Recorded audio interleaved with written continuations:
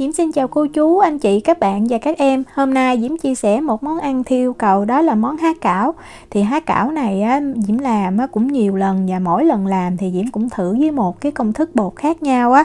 Thì đối với cái công thức bột này thì Diễm và ông xã Diễm thích nhất, tại vì ra cái bánh nó rất là trong nè, nó có một cái độ dai và mềm, mà khi mình để nguội cái vỏ bánh cũng không có bị khô, rất là ngon. Thì bây giờ mình cùng vào bếp làm món há cảo này với Diễm nha.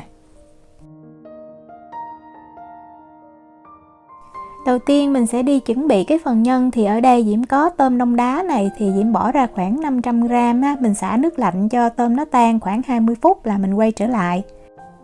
Bắt một cái nồi nhỏ lên bếp á, Diễm cho vào khoảng 500ml nước. Diễm cho thêm vài lát gừng vào. Ở đây Diễm có 50g mỡ heo, thì nếu tùy mình thích ha, nếu mà mình không thích ăn mỡ thì mình thay 50g mỡ heo này bằng 50g tôm cũng được. Khi mà nước sôi á, mình cho mỡ vào mình luộc, thì tùy miếng mỡ của mình nó dày hay mỏng. Thì miếng mỡ của Diễm nó mỏng lắm nên Diễm luộc 3 phút á, là nó chín. Còn nếu mà dày hơn thì mình luộc 5 phút. Khi mà mình thấy miếng mỡ nó săn, nó chắc á, nó cứng lại thì mình vớt ra được. Cái này là mình luộc cho cái miếng mỡ nó chín luôn nha. Để tạo cái độ giòn trong cái phần nhân há cảo thì Diễm sử dụng cái này là củ năng. Thường á, cái gốc chính của cái nhân há cảo thì mình sử dụng là măng, nhưng mà Diễm không thích cái mùi măng lắm nên Diễm sử dụng cái củ năng này. Còn nếu mà mình không có thì mình sử dụng măng tây cũng được, hoặc là măng hộp cũng được. Mình cắt ra giống như những cái miếng hạt lựu thiệt là nhỏ, mình băm tí xíu cũng được. Mỡ heo cũng vậy, mình cũng cắt ra thành từng miếng thiệt là nhỏ nha, tại nếu mà miếng mỡ to quá mình ăn trúng thì nó ngán.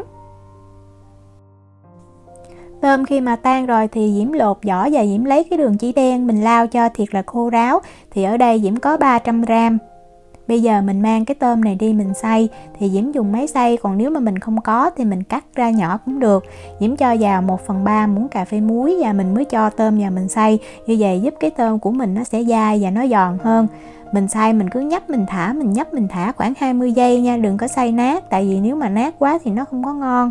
Nếu mình muốn tôm có cái độ dai hơn nữa thì mình cũng có thể cho vào máy quết để mình quết, mà Diễm thấy như vậy là cũng được rồi. Diễm sẽ cho cái tôm này ra một cái thau lớn lớn nha. Mình sẽ cho phần mỡ heo vào, tiếp theo là phần củ năng, và mình nêm vào 1 muỗng cà phê bột nêm gà, 1 muỗng cà phê tinh bột bắp. Nếu mình không có thì mình sử dụng tinh bột khoai tây, còn nếu không có nữa sử dụng tinh bột năng cũng được, giúp tạo cái độ kết dính. Diễm cho vào đây 1 muỗng canh dầu ăn, Diễm dùng này là dầu hướng dương, và 1 muỗng canh dầu mè làm cho cái nhân của mình có một cái mùi thơm rất là đặc biệt. 1 muỗng cà phê tiêu trắng nha, mình sử dụng tiêu trắng cho cái há cảo của mình nó sẽ đẹp hơn. Và mình dùng cái cây phết bột như Diễm là mình sẽ xoay, mình trộn cái hỗn hợp này theo một chiều nha. Đây là cái cách để giúp cho cái hỗn hợp nó có một cái độ kết dính, và khi chín nó sẽ dai và nó giòn. Khi mà mình thấy nó hòa đều như vậy và nó dẻo là được, thì Diễm sẽ mang Diễm cất vào trong tủ lạnh. Mình đợi mình đi làm bột, khi nào mà bột xong rồi thì mình lấy ra mình làm.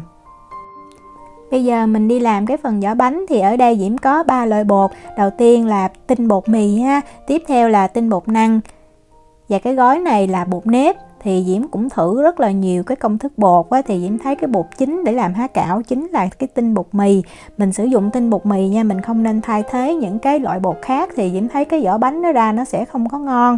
Và để cho cái vỏ bánh của mình nó dai hơn, tại vì nếu sử dụng tinh bột mì không, Diễm thấy nó bị bở và nó khô á, thì Diễm sẽ cho tinh bột năng vào. Và để tạo thêm cái độ mềm và khi để nguội cái bột của mình nó vẫn ngon á, thì mình sẽ thêm vào bột nếp nữa. Thì công thức bột này Diễm thấy rất là ngon và rất là giống với lại cái tiệm điểm sắm mà hồi xưa Diễm đã ăn ở quận 5 á. Mình cân vào 130g tinh bột mì, 50g tinh bột năng, 20g bột nếp. Mình cân cho chính xác nha. Để cho cái vỏ bánh của mình nó đậm đà thì Diễm cho vào 1/3 muỗng cà phê muối. Mình sử dụng muối nhuyễn cho nó dễ tan. Mình trộn lên cho đều nè, mình dùng đũa mình cứ trộn như vậy. Rồi bây giờ mình đi bắt nước. Nước thật là sôi rồi á, mình đong vào đây 250ml nha. Mình đổ liền vào luôn. Sau khi cho nước sôi vào xong rồi thì mình cũng dùng cái cây đũa đó mình khuấy theo một chiều. Thiệt là đều tay cho tới khi nào mà mình thấy không còn cái bột khô ở trong cái nồi, cái thau nữa là được. Đó, Diễm cứ khuấy như vậy nè. Thì khoảng chừng 1 phút Khi mà mình thấy đều hết rồi thì Diễm cho vào đây 2 muỗng canh dầu ăn, Diễm sử dụng dầu hướng dương. Và bây giờ mình nhồi bằng tay nha, cái bột nó sẽ hơi nóng tí xíu nên mình cẩn thận ha, mình nhồi nhẹ nhẹ trước.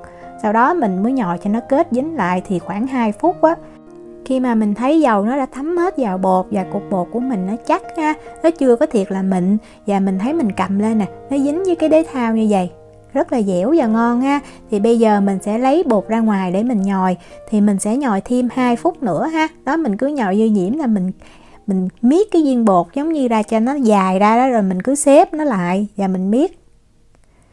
Thì lúc này á, mình sẽ thấy cái bột của mình nó sẽ mịn màng hơn và nó mềm, nó dẻo rất là ngon. Mình kéo ra nó có cái độ dai. Diễm sẽ lấy một cái hộp á, Diễm cho bột vào, tại vì bột nó còn hơi ấm ấm tay, nếu mà mình bịt lại á, giống như nó bị động hơi nước á, thì Diễm thấy không có ngon. Mình đậy lại như vậy giúp cho bột không bị khô. Khi mà chia bột thì mình chia thành từng cục nhỏ, mình đừng có chia nhiều cùng một lúc tại bột nó dễ bị khô đó. Mình xe ra cho cái viên bột nó dài và mình chia thành những cái viên bột nhỏ, mỗi viên là 10 gram nha, một cái há cảo là 10 gram bột. Mình cũng đậy cái bột này lại cho nó không có bị khô, tại vì mình làm chưa quen, mình làm chậm nó lâu dễ bị khô bột.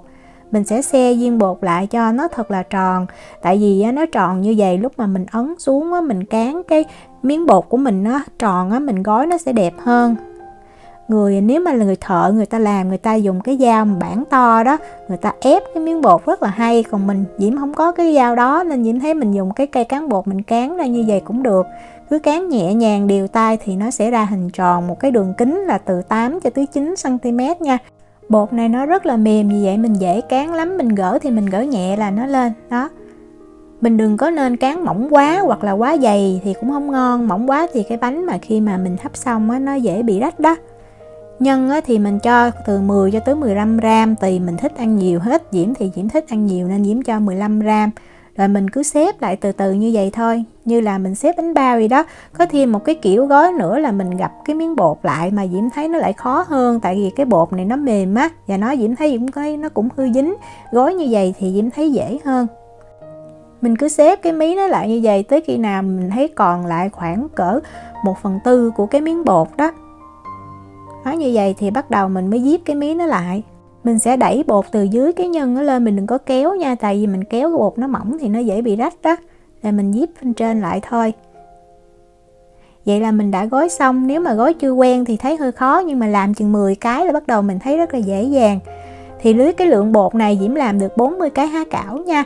Bây giờ mình sẽ lấy một cái tờ giấy nướng bánh, mình cắt lỗ xong mình cho vô cái sửng mình hấp. Thì Diễm cho vào cái sửng tre này, mình xếp cách ra tí xíu á, nếu gần quá là cái bánh nó nở ra thì nó dính vào nó không có đẹp.